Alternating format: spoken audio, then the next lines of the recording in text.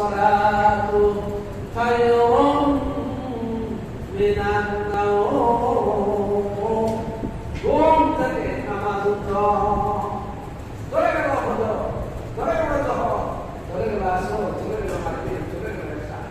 আপনি তো রমজানুল মুবারকে মাশাআল্লাহ জহর, আসর, মাগরিব, ইশা এগুলো মনে ছেড়ে নেন, জহর করলেন, এগুলো ছেড়ে দিলেন কেন? ফরজিয়াত কি চলে গেছে? রোজার সাথে সাথে পাঁচ ওয়াক্ত সালাত কি চলে গেছে?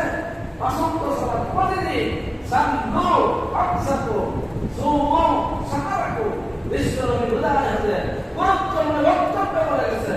পাঁচ ওয়াক্ত সালাত করো, পাঁচ ওয়াক্ত সালাত কায়েম করো, পাঁচ ওয়াক্ত সালাত আদায় করো, রমজানের রোজা রাখো। পাঁচ ওয়াক্ত সালাত নৈতিক কি? এটা আপনার নৈতিক দায়িত্ব, ইমানের দায়িত্ব, ধর্মীয় দায়িত্ব, মুমিন হিসেবে দায়িত্ব, মুসলিম হিসেবে দায়িত্ব এবং কর্তব্য। এই কর্তব্য অবহেলা করার কোনো সুযোগ নেই। আমরা রমজানে দীর্ঘ সালাত আদায় করছি, তারাবি সালাত আদায় করছি, মনোযোগ সহকারে দাঁড়িয়ে দাঁড়িয়ে আমরা এই সালাতের বুঝতে না যে আমরা আমাদেরকে সালাত আদায় করার তৌফিক দান করবেন।